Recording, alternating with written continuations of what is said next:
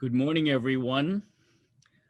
This is Jeffrey Lau. I'm the moderator today for the fourth annual Symposium on Sustainability and Resiliency, sponsored by the FIABCI USA Hawaii Council here in Honolulu, Hawaii. And by the way, it's a beautiful day here in Oahu. And we hope that we can maintain that kind of environment as we go forward into the future. We have quite a nice program for all of you today. There will be 4 speakers, but at first let me start off with the overall theme of this function, and that is we are trying to look at the attempted steps to strengthen climate action and improve the urban environment. So this is our 4th symposium that we've had, and we hope to have many more in the future. The concept note here that we are stressing is that FIABCI is an official partner of the United Nations Habitat World Urban Campaign. The United Habitat Program promotes transformative change in cities and human settlements through knowledge, policy advice, technical assistance, and collaborative action to leave no one and no place behind.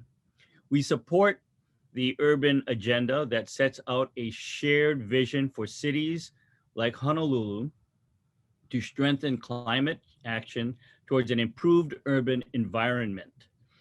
Unprecedented threats to cities are accelerating from unsustainable consumption and production patterns, loss of biodiversity, pressure on the ecosystem, pollution, natural and human disasters, and climate change and its related risks. We must commit ourselves to the sustainable management of natural resources in a manner that protects and improves the urban ecosystem, reduces greenhouse gases emissions and air pollution, and promotes disaster risk reduction and resilience. We have 4 pillars for this at the FIABCI Habitat World Urban Campaign. The this UN Habitat Program promotes 4 mutually reinforcing and integrated goals or domains of change. The 3rd domain is what we are looking at today, which changes and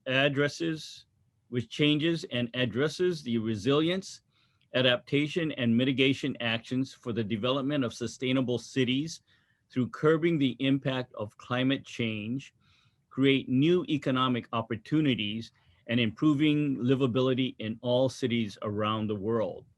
This domain of change compromises 3 outcomes that together aim to create systemic change in designing integrated solutions that balance the patterns of human life and the building and natural environment of cities. The 3 pillars are reduce greenhouse gas emissions and improve air quality. Number 2, improve resource efficiency and the protection of the ecological assets of our world. 3, effective adaptation of communities and infrastructure to climate change. So thus, our 4th annual symposium begins. At this time, we'll have a few opening remarks by our president of FIABCI USA Hawaii Council, Timothy Yee. Timothy? Thanks, Jeff. Can you hear me now? Yes, we can. Okay. Aloha, everyone. Thanks for coming. And I'd like to welcome all of you to FIABCI USA Hawaii Council 2021 4th Annual Symposium on Sustainability and Resiliency. We have 4 great speakers. We have heard them a few days ago. They're amazing. So I'm really looking forward to getting this great information from 4 speakers.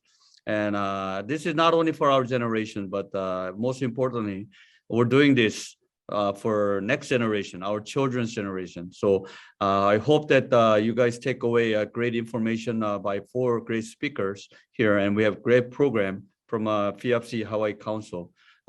Without further ado, I'll have Jeff introduce our great speakers. All right. There are 4 speakers today. The first speaker is Matthew Gonzer.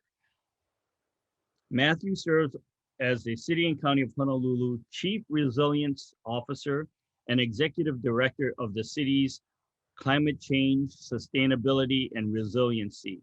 He joined the City and County of Honolulu and the Resilience Office in October 2017 and previously served as its Coastal and Water Management Program.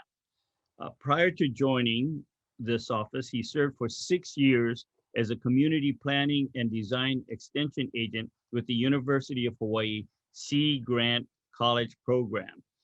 With the Resilience Office, Matt led the city's development of the OLA program, which is the Oahu Resiliency Strategy, which adopted a guiding policies for the development of climate adaptation strategy for here in Honolulu, which was sponsored by a city council resolution. Matthew serves as an advisory council member for the State Department of Land and Natural Resources also in its Ku'ulani Urban and American Planning Association, and the Community Forestry Program, and is one of 2 directors at large with the Hawaii chapter of the American Planning Association. Matthew holds 2 degrees from Cornell University in natural resources and also in regional planning and landscape architecture. So without further ado, I introduce you, Matthew Gonser. Thank you, Jeff, for that extremely grandiose introduction, and a good note to myself in thinking about when people request a brief bio, how to actually be brief. So, but I'm really pleased to be with you all here today. I had a great opportunity, I believe 2 symposiums ago, to join FIABCI and discuss some of the work that was underway at that point. Really exciting to come back a few years later to share some updates and provide some additional specifics in terms of where we've come since those early discussions. Very quickly, just wanted to recap in case it's not necessarily ringing a bell, but the Office of Climate Change, Sustainability, and Resiliency was established by the voters of this island in 2016 via a city charter amendment where people really took, it's really a testament to their awareness of the changes that we've observed already, and then really speaks to both the challenges and opportunities that Jeff and Timothy provided as we look towards the future, recognizing that change is coming to our shorelines and the no action alternative really isn't an option anymore. And we need to think about both sides of the climate security coin, climate action and climate adaptation. So certainly we need to make sure that the city is walking the walk and demonstrating the kinds of best practices, bringing those resource and financial efficiencies back to the taxpayers, but then also working with agencies, the state and the federal government, but also partners like you all, who really extend the message and help us connect with community members island-wide. And though it can be kind of heady and kind of academic, the way we think about resilience is really our collective capacity to survive, adapt, and thrive regardless of the shocks or stresses. We don't want to just prepare for the worst and survive. We really want to think about ensuring that we maintain the places that we love, improve them, and facilitate the needed community and environmental change through time with this additional parameter of climate change presenting itself to us, where it's really magnifying and amplifying our known hazards, whether it's coastal hazards, rainfall, not enough rain, and everything in between. So to the introduction there, hopefully some of you remember us when we visited either your neighborhood board twice between 2017 and 2018, or came to organizations that you work with or membership groups where we were engaging community island-wide in this discussion about what ultimately became our 4 pillars within the resilience strategy, thinking about long-term affordability, natural hazard mitigation, and disaster preparedness. Again, both sides of the climate security coin, but then also doubling down on our strengths and ensuring that we maintain and build upon our community cohesion to ensure that we have the social resilience to engage in all of these really difficult discussions moving forward. But from the resilience strategy, we're fortunate that at the tail end of last year, a new ordinance was adopted that further defined the roles and responsibilities of the Resilience Office, but also added, in addition to our specific program areas, 2 new policies around climate action and climate adaptation, but then also tightened our obligations to track, measure, and report progress or lack thereof in terms of a whole suite of sustainability indicators and measures. So I'll just leave this teaser here for you that we do now have our 3rd annual sustainability report that came out on Earth Day of this year. And that's our target basically every year to come back and demonstrate, again, across a whole variety of measures, whether it's transportation, renewable energy generation, our own city operations, and provide that as the yardstick to see how we are or are not progressing on our commitments and our policies and goals. But as I mentioned too, there was this additional climate action policy through this new ordinance. And the introductions really spoke to both the need and the opportunity.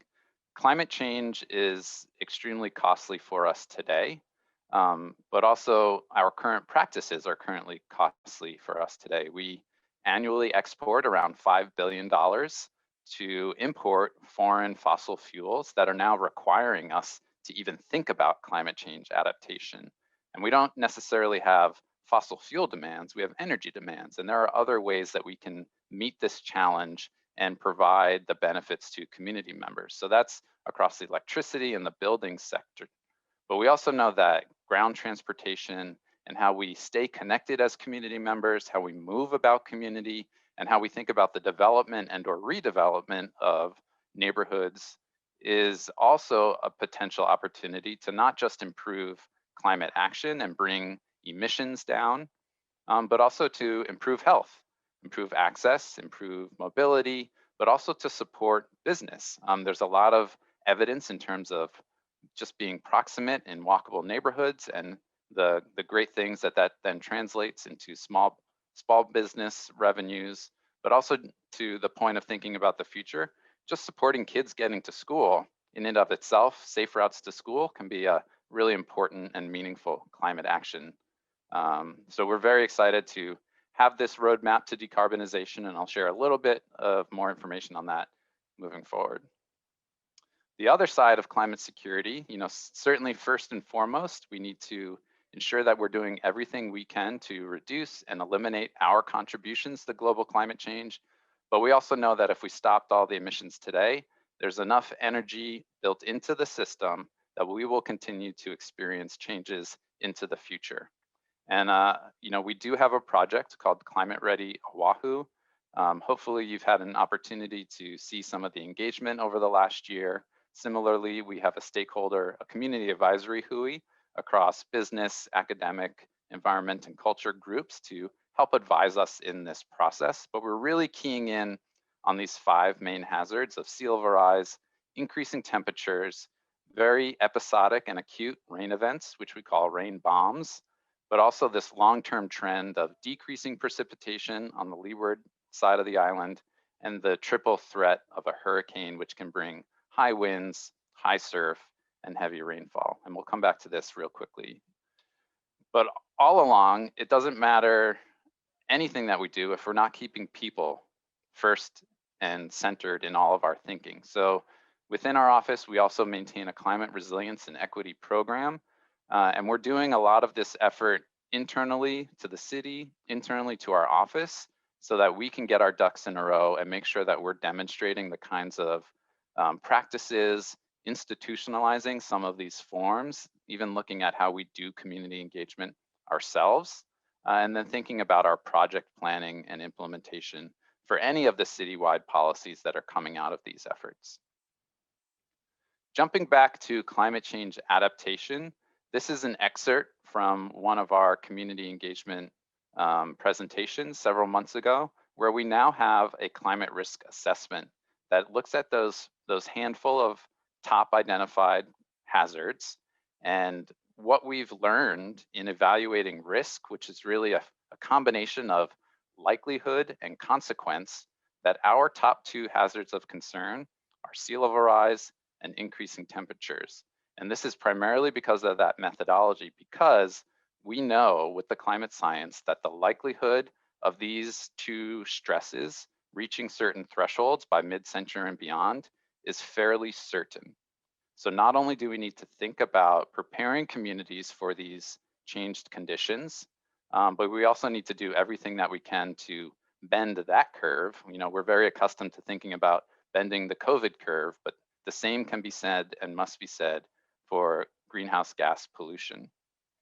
So as we're all thinking about how we communicate either with, you know, prospective buyers or even thinking about redevelopment opportunities, we want to make sure that we're all clear-eyed and thinking about the future conditions that we're developing and designing for, because it'll be critical to help mitigate those growing risks into the future. And then very quickly, just to come back to climate action, just wanted to stress again that this is required by city ordinance. While we have this longer term 2045 backstop, the plan itself is really meant to be targeted, near term, and specific, looking at these 5-year chunks so that we're not feeling overwhelmed and also not getting locked into what is a very rapidly changing landscape, so that we're learning along the way, pivoting, engaging with you all in the various sectors to see what's working and what maybe needs new incentives, what needs better support, so that we can all keep advancing together. And I'm really excited to hear the other speakers talking on these subjects moving forward. But also climate action is good business. There's just so many efficiencies and improvements that we can recoup by not wasting money on wasted energy. And we can keep those systems investing in our communities, supporting people in job retraining and economic recovery and transition. We can keep communities connected. We can preserve more open spaces. And again, we can improve the way we stay connected across this island through all various transportation modes. And at a very high level, as I wrap up here, just wanted to let you know that there are 9 main strategies across these 3 areas of transportation, buildings and energy, and waste management. And these are areas where the city has the most direct influence over. There are other things related to climate change that are not immediately within our jurisdiction that we know we must tackle in the future, things like marine transportation and air transportation or aviation. But we wanted to make sure that we got laser focused on the things that we can help advance and progress in partnership with you all to bring some of these immediate benefits to city operations as well as to community members. And just wanted to leave you with that climate action is already underway. You know, whether you're tapping into rebates or efficiency programs or thinking about solar battery systems for your operations or your household, all of these things start to add up to really significant improvements for our local economy, for your household, and for city operations as well. And you know, I would encourage anyone who's interested in learning more to visit our website and to sign up for our newsletter so that you can be partner in all the work moving forward. So thank you everyone for your time, and looking forward to the next speakers and the questions moving forward. Thank you very much, Matthew. That was fantastic. That was the fantastic update of what the city and county of Honolulu is doing under the current administration of Rick Blangiardi. And I see how involved the administration is in assisting the projects that you're pushing forward. Thank you very much. Our next speaker is Julie Boschman. She works for NexAmp, and NexAmp is a full-service, vertically integrated solar energy company that designs, builds, owns, and operates commercial-scale solar projects. Julie has served as NexAmp's business development team for the past 7 years and is responsible for the origination and development of NexAmp's community solar projects in Hawaii. Their primary mission is to bring forward energy solutions that are clean, simple, and accessible. Julie? Great, thank you, Jeff. Hi, everyone. I'm Julie Boschman. I'm a director at NexAmp. We're a private company that has been involved in Hawaii over the past few years. And today I'm going to talk about just one component of sustainability, which is renewable energy, specifically solar energy. And as we all know right now, especially given COVID, there are a lot of, strains between solar farms and agricultural uses or open land. So one of the things that we've really taken a close look at over the past few years is where we do have solar farms, how can we optimize that space for other uses and, really maximize the potential there, not only for renewable energy, but for local food production and other uses. And then separately, what are the alternative types of sites where you can put solar? And there really are several options, today where you can site solar. And then for those residences who can't afford to put panels on their rooftop, what is another way that they can be involved and contribute to the clean energy movement? So I'll talk about that. That's community solar and all of those other topics. But I wanted to start by giving our mission statement here, because I think it's really important, really for any city or group to consider, which is that clean energy usage in general should be clean. It should be simple so people can understand it and get on board quickly. And it should be accessible for everyone, no matter what your income is or where you're located. So what does renewable energy in Hawaii look like today? Well, across the islands, on average, about 1 in 3 homes have solar panels installed. And this can be difficult because you have to be able to afford that upfront cost for the panels. There are some tax breaks, but it's not easy for everyone. You also have to have a south-facing roof typically, and also that it's free of any obstructions that will shade the panels. So this can be difficult, which is why only 1 in 3 have panels. The state energy goal of 100%, that's by 2045. And today, right now, according to reports from Hawaiian Electric, we're only at about 35%. So we have a long way to go in the next 24 years to meet that 100% renewable energy goal. Here I'm showing lots of different ways that solar can be incorporated into various sites. So I'll talk about some of the challenges to them, because while they look great, it is very difficult to make these sites work opposed to, open land. Rooftops, these have to be relatively young roofs, usually 7 years or younger, so that a replacement isn't needed. You'd have to take out all the panels and put them back. And you also have to have a willing building tenant who can go through the construction and is willing to have this long-term on their roof for upwards of 15 years. But they are a great way to place solar on a piece of property.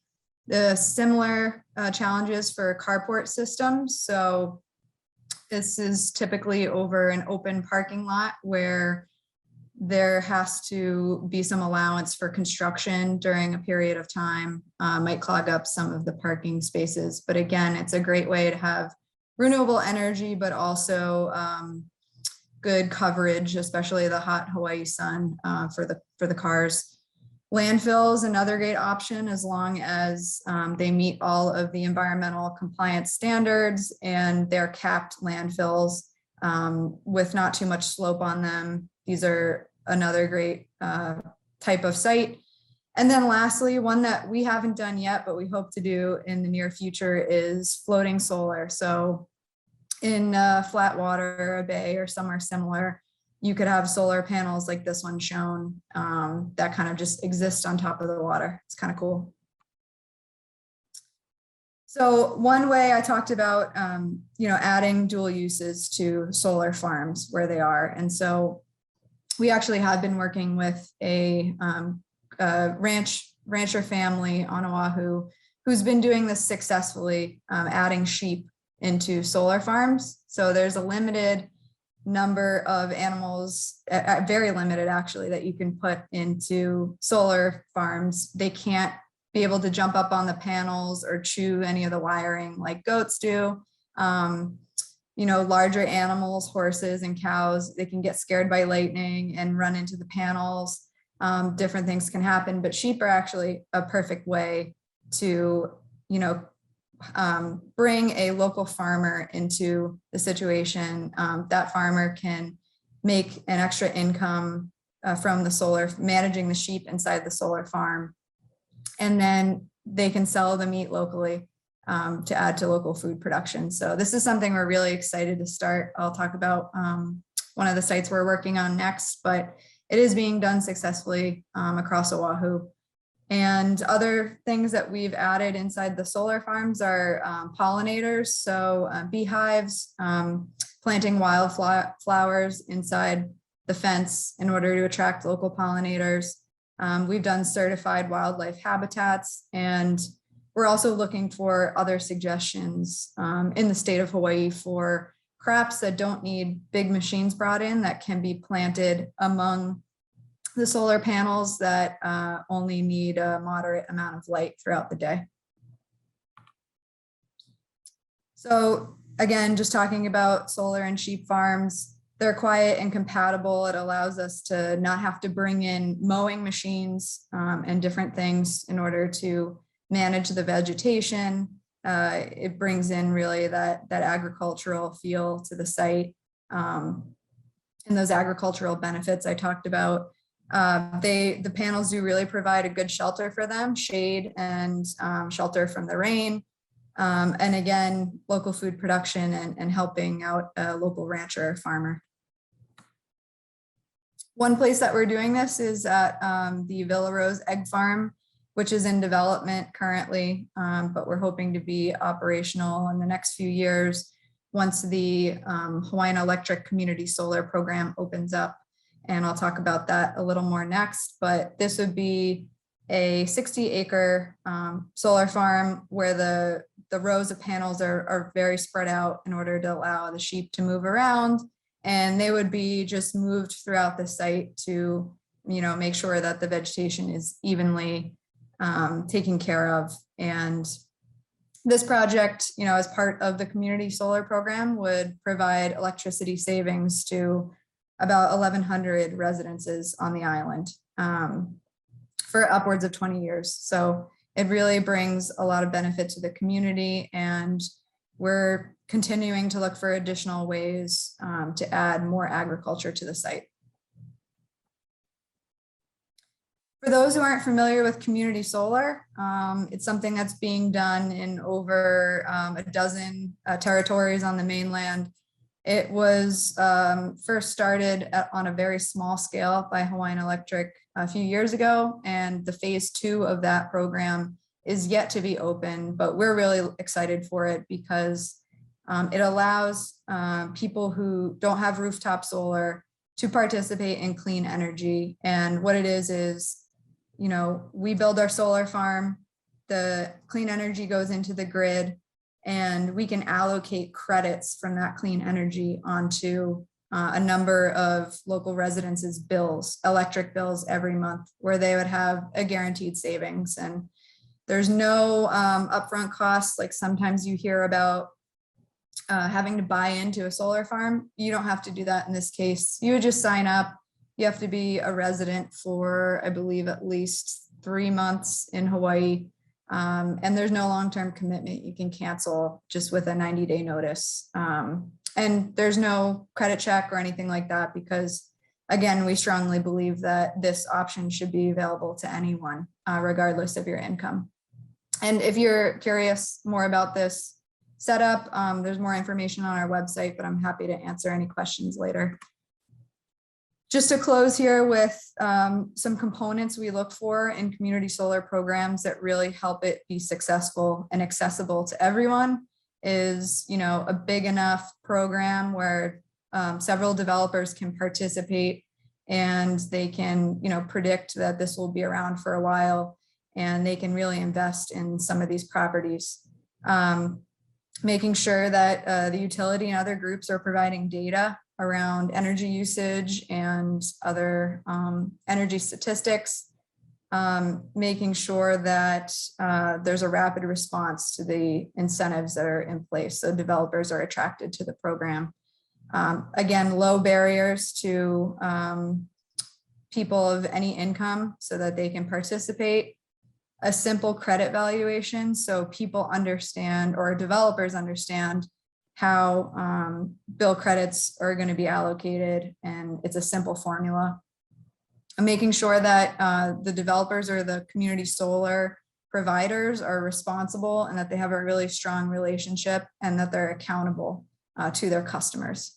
And then finally, you know, all working groups, all environmental groups and developers and utility together, working together, communicating at a high level to make sure that, you know, the program's workable and fair. Okay, that's all I have. Thanks so much. Great. Thank you, Julie. That was really informative. As you can see from where you have both the city, the government side, and the independent business side working together. We're going to see more of that as we introduce our next speaker, Stuart Graham, who is a CEO and an experienced entrepreneur who was born and raised in Northern Ireland. I think he knows a little bit about sheep. He graduated from Queen's University and became involved in the financial services industry many years ago. Later, he moved to California, where he continued his work in the financial services area. Eventually, though, Stuart moved to Hawaii in 2012 and became involved in the renewable energy business and built his own successful renewable energy company. He has been involved in the sale and development of large solar and LED lighting projects nationally and internationally. Most recently now, as CEO of Coat Zone, Inc., Stuart brings his knowledge of customer acquisition as well as energy management to the company. Coat Zone specializes in protective coatings for air conditioning and roofs, reducing energy consumption, preventing corrosion, protecting coils from bacteria, mold, and mildew, while extending the life of these different types of equipment.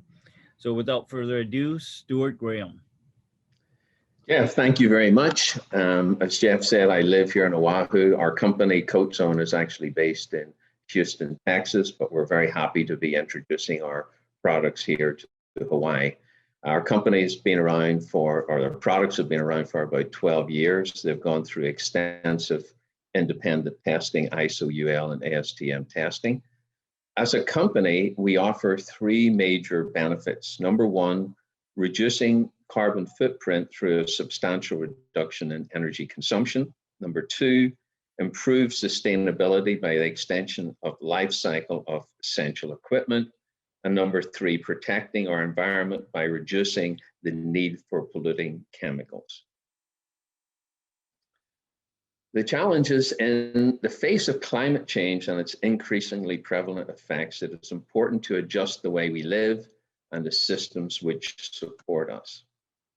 Coat Zone company offers a means to help us to maintain our health, to reduce our use of energy and shrink the carbon footprint we leave by providing ways to do the following. Number one, decrease the energy consumption and extend the life of equipment we use in our indoor environments. Number two, control temperatures by keeping heat and cold in their places. And number three, blocking the establishment and survival of damaging microbial contaminations.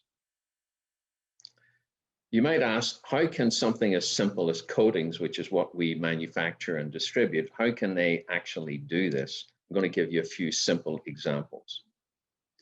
AT&T has a facility in Galveston Island. Galveston Island is likely the most corrosive area in the United States, A, because it's on the Gulf, but also because of the oil refineries and the chemical plants. Their challenge was they were only getting 3 to 4 years out of their HVAC equipment because of the high corrosive nature of the environment.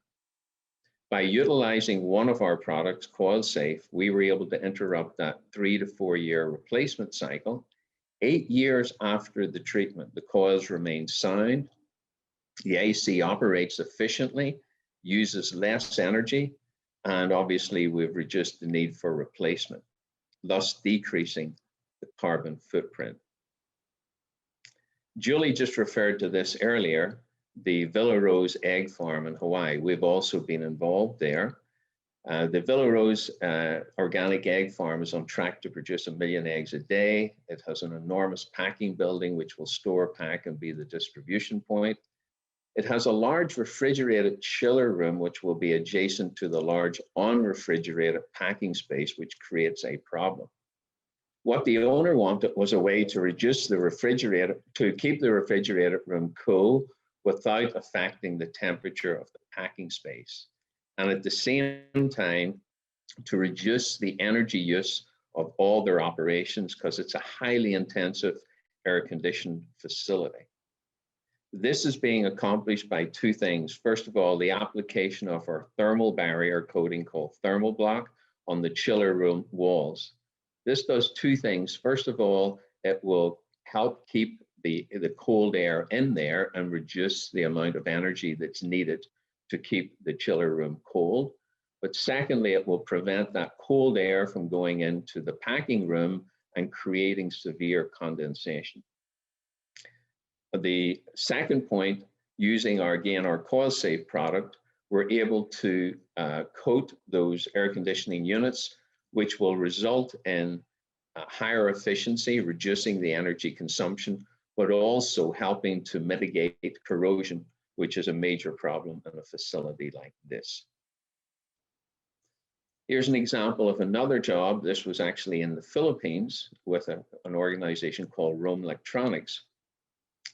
This is a very large facility. Their electricity bill is over $1 million US per month, so you can imagine the size.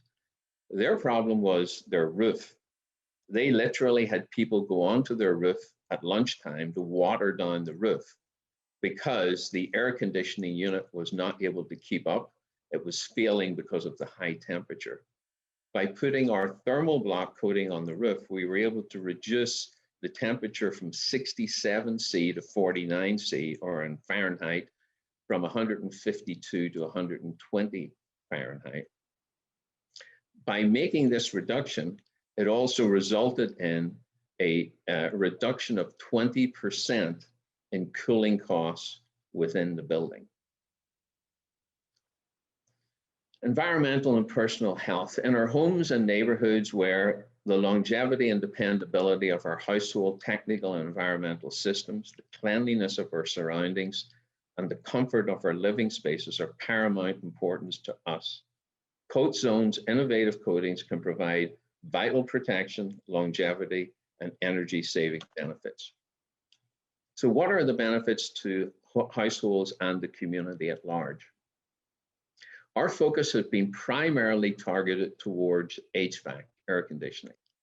A lot has been done with lighting, with LED lighting, and it's had a significant impact on energy reduction. However, lighting only represents about 10% of energy usage in any building. Air conditioning normally represents 50% or more. So if you can make a significant impact on HVAC, then you're making a significant impact on energy reduction. Using our dual coating process to improve efficiency and remove imposed thermal load, we're able to reduce energy consumption by up to 30% by simply applying the coatings. We can extend the life of HVAC equipment by protecting the coils from corrosion and fouling and reducing runtime. This means no longer a need for disposal of equipment, leading to more landfill. We can eliminate the need for the use of polluting chemicals when cleaning HVAC units. HVAC units need to be cleaned, and quite often very harsh chemicals are used in the cleaning of HVAC units because of the nature of the fouling that occurs. Using our coatings, two things. First of all, it produces a glass-like finish, and secondly, it is antimicrobial, so it will not allow the growth of bacteria, mold, or mildew, which means all that is required to clean the unit is water. In fact, we insist that that's all that is used. So by eliminating these polluting chemicals that go into our oceans, we're reducing that pollution. protecting roofs and reducing cooling costs in the space below. By applying our coating, we're not only reducing the cooling costs, but we're also protecting the roof. Metal roofs deteriorate because of expansion and contraction, especially at the seams. Our product mitigates that expansion and contraction, again, allowing for extended life of the roof. We can create thermal barriers to aid in the effective climate control of the spaces we use and occupy. We can make sure that heat and cold remains where it should be.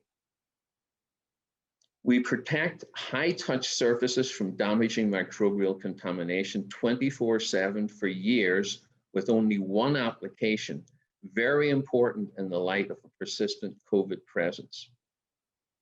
This coating has been tested for bacteria and viruses, including COVID-2, with a 99.8% effective rate. So with one application, we can protect the surface for up to 5 years. But equally importantly, in the sanitation and disinfecting business and working here with companies in Hawaii, we have discovered that the chemicals that are being used can be fairly harsh and can have some negative side effects. Even the innocuous ones like HOCl, which is essentially salt, vinegar, and water, there are 2 negative side effects. Number 1, a discoloration of the surfaces to which they are applied. And number 2, high corrosion on metal surfaces. Our coating will also protect those surfaces from corrosion and actually help restore the color, the original color of the surface. So we can substantially reduce our carbon footprint by something as simple as coatings, which are very inexpensive. And this brings me to my last point. Most people want to be environmentally conscious, but they're always concerned about the cost. We offer a 10-year warranty on what we do, and literally someone can get a 24-month or less payback period using our coatings, which means they have another 8 years of basically profit or savings that they're going to derive from using our coatings. So in summary, we offer a very simple and affordable and environmentally friendly contribution to humanity and the world in which we live in by simply using coatings to reduce energy consumption, prolong the life, and eliminate polluting chemicals. Thank you for the time and attention. I look forward to the question section. Thank you very much, Stuart. That was really informative. As we see, we had the city designing and building and proposing projects. We have Julie out there creating new projects and starting the existence of these solar farms. And then now we had Stuart, who talked about maintaining them and making them more efficient. Following that line of efficiency, our next speaker, Hui Nguyen, is an energy division manager for Hawaii Energy Systems, a company that specifically engages in energy efficiency. Hui himself has been in the business for 15 years in the San Francisco Bay Area and the Hawaiian Islands. He has extensive experience in energy retrofits, including lighting, HVAC, hot water heating, refrigeration, controls, electrical systems, and demand shifting. He has performed energy retrofits in data centers, hospitality industry, high-rise residential, commercial, healthcare, municipal, and industrial facilities. He is a certified energy manager with a Bachelor of Science degree in electrical engineering from California Polytechnic University in San Luis Obispo, and has a Master's of Science in Systems Engineering and a Master of Business Administration from San Jose State University.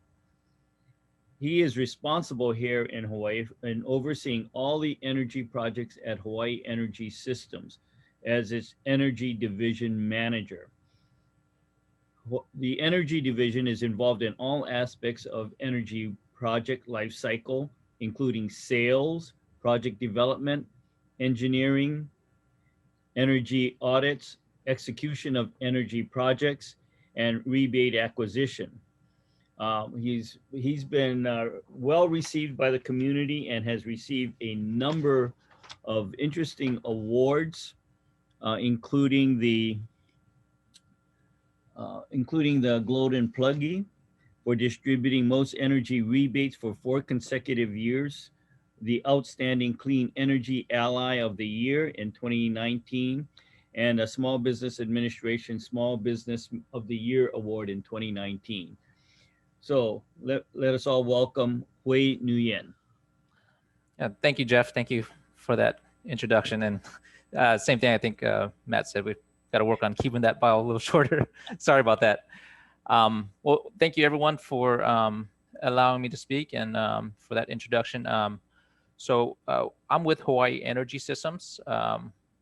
We are energy contractors performing and executing energy work. So I'm going to start with the first slide here with some statistics. Sorry, I know it's tough to start with numbers, but I just wanted to highlight sustainability and resiliency, very important, but it's a matter of economics too for us in the state of Hawaii.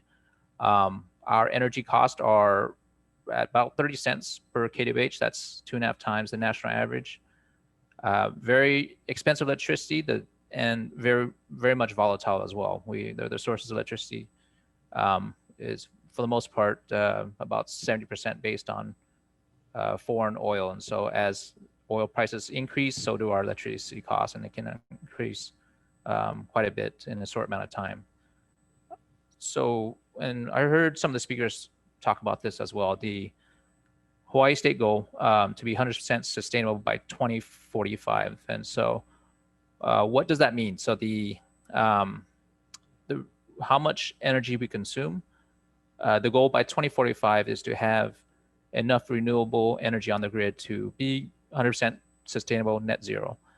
The approach that I think there's maybe the way the bill is written, or just the general public, I think believes the approach is like a renewable energy only approach, where I think what's actually happening is here on the right side here, where it's more of a blended approach. So we are not producing enough renewable energy to make up for how much we're consuming by 2045. The idea is to kind of meet in the middle with both consumption and renewable. And so we are producing enough renewables to be sustainable net zero, but also reducing the amount of energy we're consuming.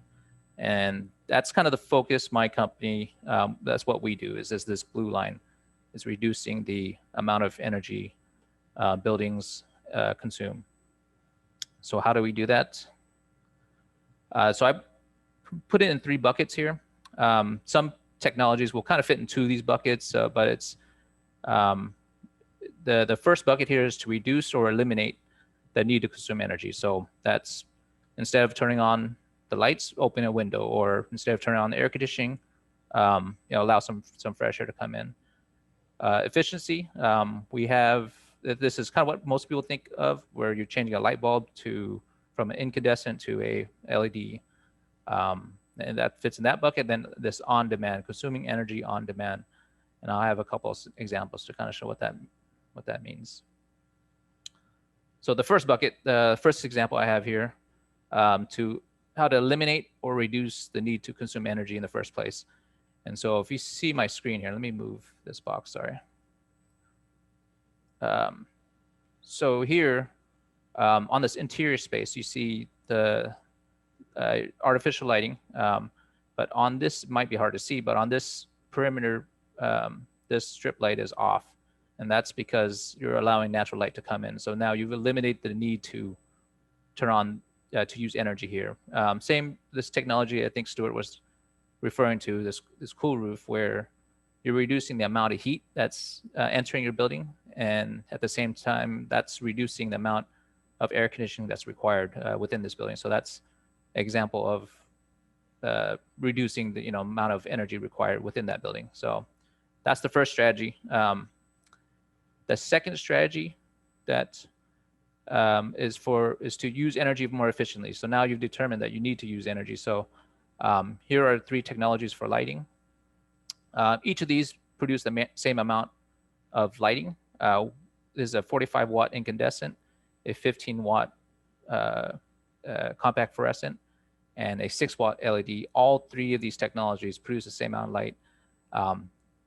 The LED makes the same amount of light more efficiently compared to the other technology. So doing the same amount of work, but making it more efficient. So here's another example in air conditioning where you want to look for a high EER. So producing the same amount of air conditioning for less energy. So that's an example of doing something more efficiently. The third bucket is a little bit harder to explain, and I'll try to do my best here on these photos here. So this is my office here. You see this sensor, that's a photocell. And so consuming energy on demand. So what does that mean? So the lighting that's in this room, what it's doing is producing enough lighting for me to do work at my desk. And the optimal amount of lighting can be measured and is being measured by this photocell here. So the engineer that designed this room designed it for the worst case scenario. So whether it's 100 watts of lighting in this room, you don't need 100 watts all the time. So in this example, you see with this blind closed, the lights are at full brightness. And as soon as I pull up the blinds, that sensor detects the amount of light in this room and automatically dims the fixtures. So that's kind of an example where you're consuming energy on demand and not just having lights on, being too bright and consuming too much energy. Here's another technology that we use quite a bit it's a demand control ventilation for a kitchen exhaust system. So in the state of Hawaii, we have a lot of resorts, a lot of restaurants. Again, the engineer who designed this ventilation hood designed it for the worst case scenario when there's a lot of cooking activity, a lot of smoke, a lot of heat being created. This ventilation system was designed to remove the heat and smoke out of the kitchen. So this fan that's on this roof, pulling out all this air, it could be consuming, $50,000, $60,000 a year in electricity. It doesn't need to be on all the time. So what we do is we install a temperature sensor in the duct, a optic sensor across the hood here. And this is looking for a heat signature. This is looking for a smoke signature. And when not present, the fan automatically slows down to save energy. So we're ventilating this kitchen on demand just as much as we need. So when in between meals, during the lunch peak hours, it's going to slow down quite a bit before dinner. There's probably not very much activity here. This fan automatically slows down. And as soon as you start cooking again, these sensors pick up the activity and automatically speed it up. So that's two examples of consuming energy on demand. So that's kind of the three buckets, how we save energy. Again, not every technology fits in those three buckets, but just for this presentation. So I have one more slide and I will pass it. So energy efficiency, we want to do energy projects, we want to save energy. What we don't want to do is compromise how that building operates so I use this 330-300 rule. So for a building, this is annually, it's about $3 per square foot for utility costs. That's electricity, gas, water. It costs about $30 per square foot as far as your rental space. And then your human cost is about $300 per square foot. So that's your employees, that's the people that you see working here in the background. So as you do energy projects, you're really quantifying this number here. You're trying to bring this value down, this $3 per square foot. However, you can't compromise these other values where it's actually exponentially higher. And so I argue that energy projects should actually contribute to these, right? So if you're doing an energy project, you're putting brand new LED lighting, for example, that should actually increase your ability to rent that space. That should increase your employees' effectiveness within that space. And so, so as people make decisions, as everyone here starts to make decisions on energy projects, you got to keep that in mind as you're looking at the smallest part of this equation. You really want to consider what is the effect on the space, and then also the people that occupy the space. So That's all I have. Thank you very much for your time, and I'll pass it back. Thank you very much, Wei.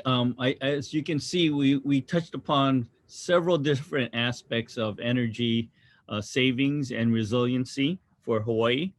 At this time, I want to point out to all of you that at the bottom of the screen, you'll see a Q&A box for your questions.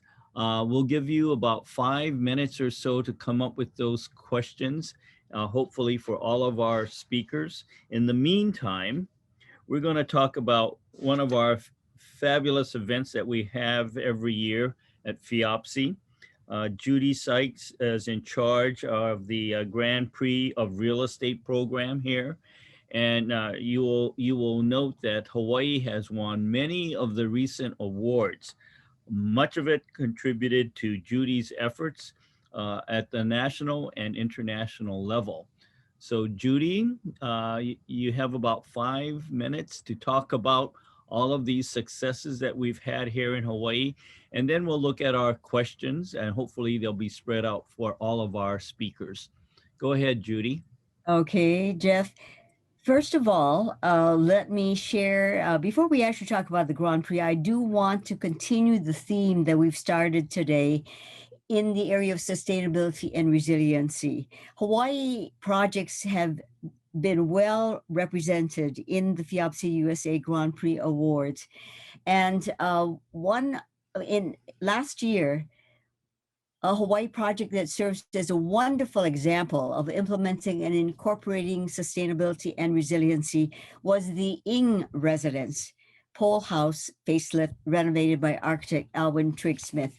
So first of all, Alwyn Trigg-Smith is a Kailua architect noted for his blending historic styles with modern imagery, incorporating Hawaiian environmental requirements in designing unique solutions to distinctive projects. And by way of his background, he graduated from Heriot-Watt University in Edinburgh, Scotland, with a Bachelor of Architecture, and received a Master of Science in Architecture and Urban Design from Columbia University in New York City.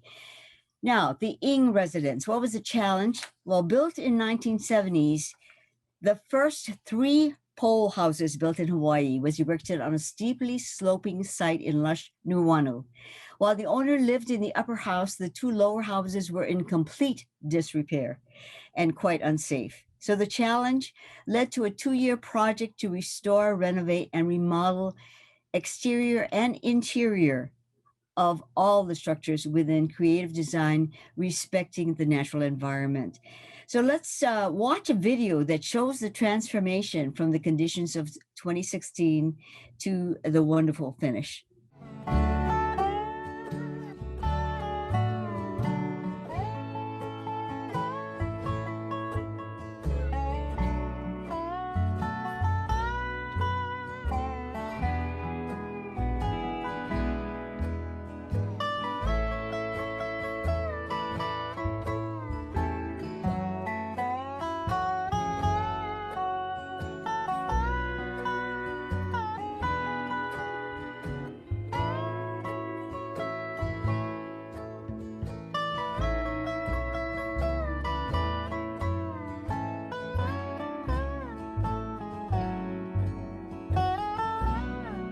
A bit about the project. The lower house was a sleeping unit with kitchenette.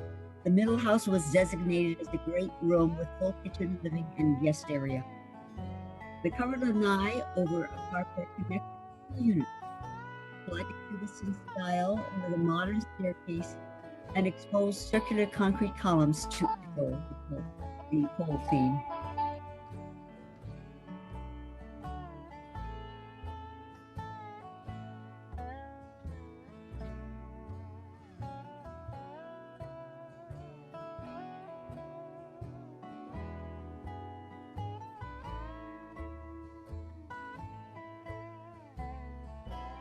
As you will note, the walls of the homes were opened up to capture the beautiful Hawaiian landscape, as well as put in frame. Redwood siding was reused wherever possible. The cove cages were closed, and the existing oak floors were salvaged with great care throughout. Modern and finished fixtures, appliances, and color were introduced as a common.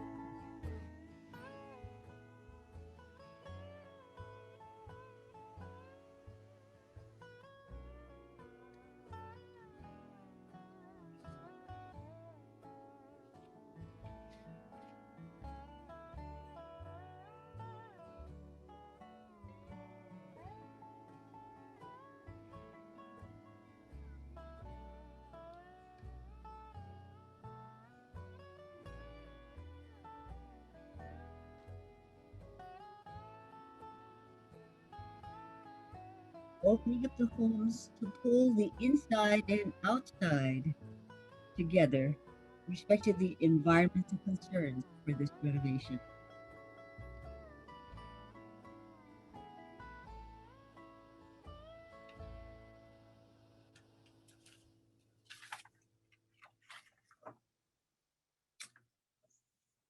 Wow, I think you will agree that the results are a great illustration of resiliency. Also showing off what Hawaii has to offer, Aaron Ackerman's Living Building Challenge project in Palolo won not only a Grand Prix award in 2017, but also was awarded the 2018 Prix d'Excellence Silver Award in Sustainability. Now in 2020, the Kapiolani residence was also a Grand Prix winner. Not only did this affordable project win a FIABCI USA level, but went on to be awarded a coveted 2021 World Prix d'Excellence Gold Trophy in the affordable category. Here's a short video of this Gold Award-winning project. The first award is the affordable housing category. The World Gold winner is Kapiolani Residence, USA.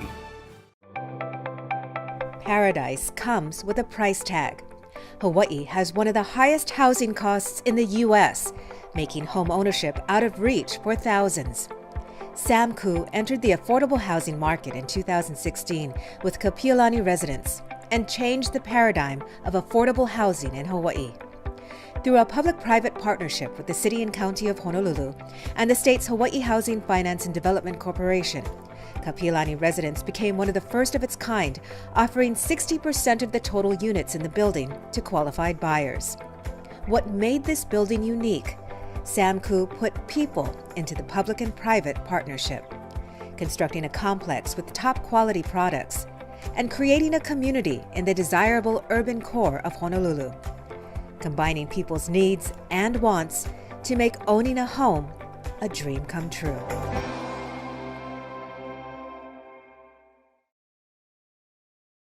Thank you.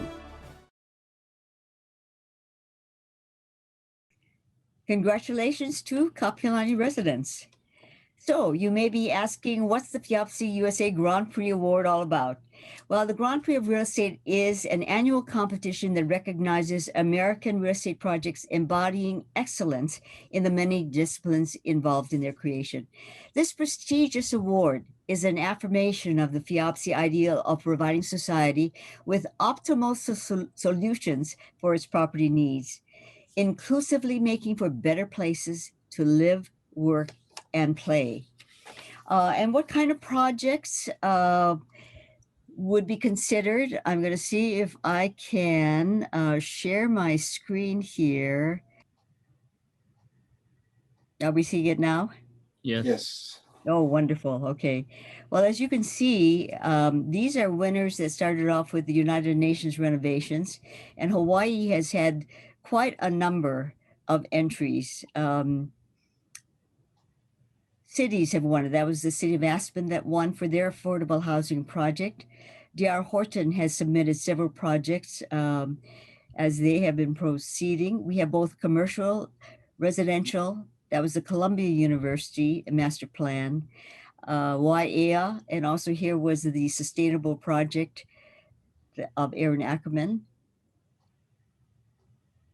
Kauiki Village also won in, and Kamehameha Schools. See, even a police department can be submitted. Student housing, luxury homes and resorts. This is the Grove Resort in Orlando. This is a student housing on 3,000 square feet of land, but this is another affordable housing. And of course, the Ing residence and the Capilani residence.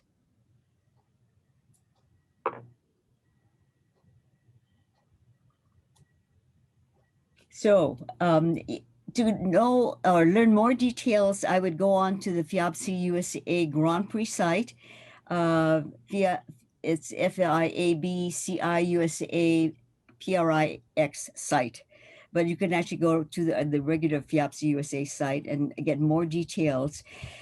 If you represent, those of you who are watching right now, if you represent a project or know of anyone who can meet the requirements for recognition as exemplifying innovative design, incorporating sustainability and resilience, and demonstrating a sense of place in benefiting the community in which they are located, we encourage you to enter the FIABCI USA 2021 Grand Prix. So we would appreciate your assistance. We want to have Hawaii present in the next awards program. So please join us with the next award program. I'll turn this back to Jeff, and I think he's already got Jack ready. Well, thank you very much, Judy. You know, we've been very successful with this program nationwide, and we want to continue that. So to echo Judy's comments, we really need to have our local developers come up with some of their projects, and by all means, feel free to present them. Just contact Judy and she'll get you started on the way to some of these recognitions. So by all means, please contact her. Now, I notice that there are no questions in the box. So what I'll do instead is let's open it up to the floor. Anybody that's interested in asking a question, you might do one of two things. Either click the raise hand button so that I can recognize you, or perhaps just go ahead and unmute and turn on your video and raise a question, and I'll recognize you. So by all means, please feel free to participate. So anyone that has a first question, be my guest.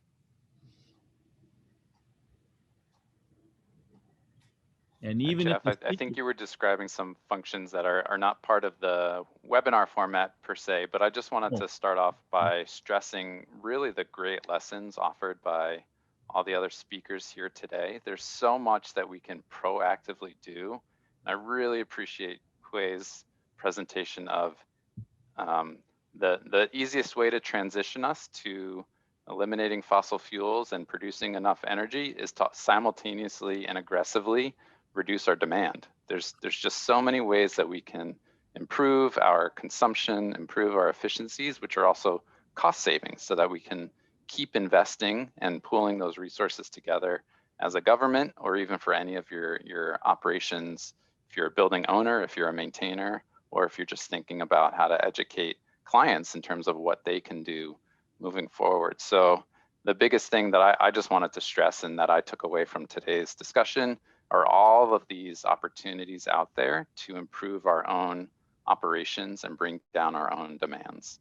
And there's a whole suite, in addition to the specialized services that an organization like Hawaii Energy Systems can provide.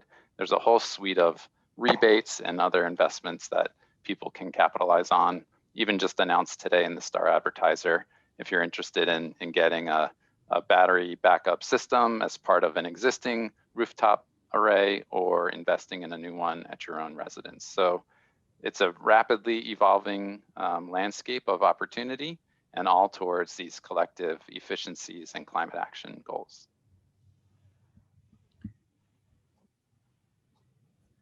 Great. I do see a question here from Joanne Dodds. We are about to install capability for an electric car in our new fuse box. How do you envision this feature changing with technology? So if anyone has a proposed answer by our speakers, please feel free to join in.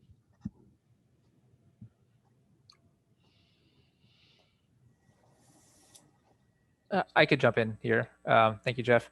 Great. So yeah, I've been driving electric car for about 8 years now, and our company also installs EV charging stations. And so, so the future of EV charging station is changing very rapidly. The technology is increasing. So in the state of Hawaii, we're a little bit fortunate. You know, we don't have that, what do you call it, the range anxiety that if you were living in Los Angeles, for example, driving to, you know, Santa Barbara, it can be a stressful thing. We're lucky, you know, my car can go around the island 3 times before needing to charge. And so, but yeah, the cars are getting much more mainstream. The capacity is getting much larger. And then infrastructure is increasing as well as for, you know, having public charging stations, and it's just making it a lot easier. When I was first driving electric cars, it was, you know, it was doable, but you really had to plan your day. You had to know where you're going and how many miles you had to, you know, and where you're going to stop to charge. But today it's I almost never think of it. I just with the infrastructure we have and with the capacity. So hopefully that answered your question. I would just add to that that certainly retrofitting can be more costly than preparing something to tap into it and benefit it from the outset. So fortunately, in the wisdom of City Council last year and the adoption of our new energy conservation code, it doesn't obligate the installation of EV charger systems in single family or multifamily residences, but there's an obligation to make a certain percentage of parking EV capable or EV ready, so that it's easier to do it when someone's when the opportunity is ripe. So you've got the conduits, and it's a little bit more plug and play versus breaking up Samku's new parking structure or something like that, right? Because we know that this transition is coming, and it's coming fast. All the manufacturers are really advancing this, and the continued pressure from the Biden administration is going to really accelerate this moving forward. So if we're not preparing communities to tap into it in the future, we'll have a harder time. Great. Matthew or Wade, can you tell us, for those of us that are not driving electric cars yet, what kind of range can we be expected from the current models? And tell us a little bit about fast charging and how that's affecting the daily usage. Yeah, so the range for electric cars has increased quite a bit. Some of the earlier electric cars was about 80 miles is what you would get on a full charge. That is still, you know, much more than most people drive a day, right? A lot of people average, you know, 30 miles a day or something like that. So, but yeah, today some of the newer electric cars, and it's there's added cost to increase that, you know, the capacity as well. But most cars are getting about 200 miles on a full charge today. So like I said, that's about 3 times, you know, around the island. So, so yeah, that is that's what it is now. What was your second question? Sorry, Jeff. The idea now, it used to take quite a while, my understanding, to get these cars charged up to, let's say, 80% capacity. My understanding is that now there are fast chargers that can, in 10 or 15 minutes, get you up to that 80% level. Is that correct? That is correct. Yeah. So yeah, thank you for clarifying that. So so there's 3 charging levels. So level 1 charger, level 2 charger, and level 3. So the DC fast charger that you're referring to is a level 3 charger. And that's something you would plug in, and it would get to 80% in about 30 minutes. And so you plug in, go grab lunch, and come back. It's up to 80%. There's limited DC chargers in the state of Hawaii. They're probably more on the mainland because of that range, you know, that you need on the mainland. Level 2 chargers are, for the most part, everywhere. So if you go to Whole Foods or a lot of places in Kaka'ako, Ala Moana, they all have level 2 charging stations. Those, depending how, you know, if you're at 50% or something, those take about 2 or 3 hours to get to 100%. So not very long, but yeah, it's not just a lunch break, right? It's something you'd have to leave it there, come back after, you know, something you would have at home, or if you have at work where you're spending 8 hours in office, that's perfect. Level 1 charger, that's your typical wall outlet, and that's really meant for just overnight trickle charge, and that's usually not good enough for most people. You do need either level 2 or level 3. So yeah, the level 1 is just meant for trickle charging. Yeah, I think a lot of people really don't understand all of these concepts yet. The other thing is that right now you have these all electric cars, which is what you're talking about. Then you have all of these hybrids. Now, for the general public, are most manufacturing, automobile manufacturers creating total electric cars versus hybrids, or are there only limited number of brands that are doing full electric cars like Nissan, Leaf, and Bolt from Chevrolet and Tesla? Could you tell us a little bit about the differences?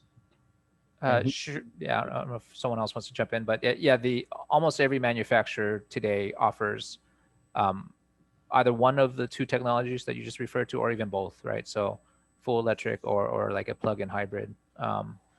And so the options are pretty wide today, and they're starting to become not just small passenger cars. Now they're, SUVs and crossovers or even trucks are starting to come out. So, and so yeah, every manufacturer for the most part is starting to offer something like that.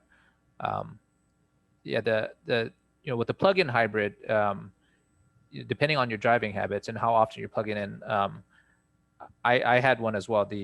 I would drive a plug-in hybrid, not having to refill gas for 4 or 5 months. It really depends on how you use it. So it almost becomes a full electric car at that point if you're consistently plugging in the car and driving within the range of the car. So yeah, there's plenty of options there as well. Great. There is a follow-up question from Joanne Dowds. Is level 3 an option for a home fuse box? Yeah, I'm not sure if anyone wants to jump in, but I could answer that. Not really. Yeah, level 3 is not really meant for a household. And there's a couple reasons. So level 3 requires a 480 service, and so most residential homes do not have that service. And then the second thing is you really don't need a level 3 for your home because you're typically charging overnight. So your car is usually parked at home for more than 8 hours a day. So you just don't need a level 3. Usually level 2 is good enough for that. Great. Now the next question I think is for Matthew. We have Lisa Vandenheuvel. Would the city and county reconsider making parking, let's see, whoops, I just lost it. Where did she go? She wanted That's my fault. I was asking if that's on street or in a parking garage. So that question's a little bit loaded because actually the free parking and a lot of the benefits that electric vehicle owners and users were provided was through state legislation. I heard other anecdotes of people going on a trip and they came back recently to the airport and they're like, oh, I didn't realize I had to pay for parking now because I'm just so accustomed to having an EV and getting free parking. Certainly we are looking at expanding access to more public-facing chargers at city facilities. Currently those things are free. Certainly over time we need to start to recoup some so that we can continue to invest in more. And that perhaps might be a policy where we can ultimately charge for charging. Okay, Lisa, does that answer your question? I'm not so sure she can hear us, but I think she specifically mentioned Chinatown. I think the city was now in the process of doing away with handicap parking in Chinatown, except for those severely handicapped. So I guess there's so limited parking there that might be difficult. Would that be true, Matthew? Yeah, sorry, I was trying to read through all the questions as well. I missed some of specifically what you were saying there, Jeff. But certainly being better at thinking through the intentionality of providing access to meet some of that range and choice, as Hui mentioned, is really what we're all trying to figure out. There's a lot of technology. It certainly increases energy demand to provide more charging. So it's both a technological and a socioeconomic and equity discussion in terms of how we distribute the benefits. Great. And then I think we have one more question from Evan Bennett. Do any of the cities or counties in Hawaii offer developers financial incentives to incorporate sustainable practices into their projects, tax benefits, lower or waived entitlement fees, etc.? I guess that would be for you, Matt. Yeah, and I'll admit I'm a little light on the actual permitting side of things, but certainly at the state, there have been tax credits to support solar rooftop installations.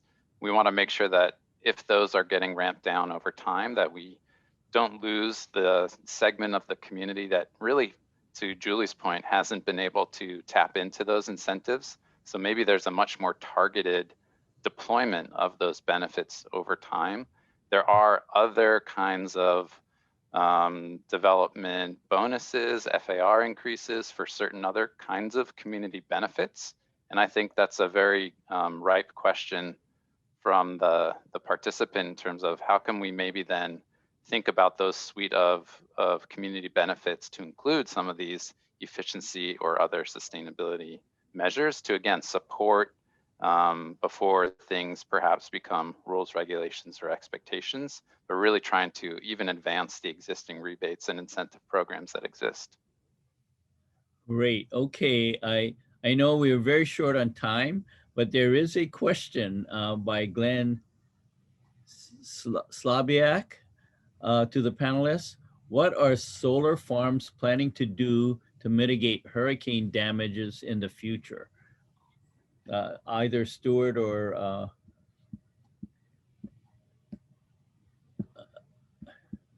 Julie?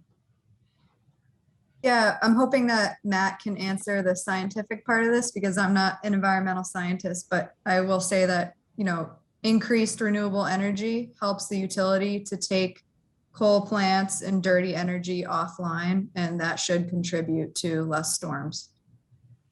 Oh.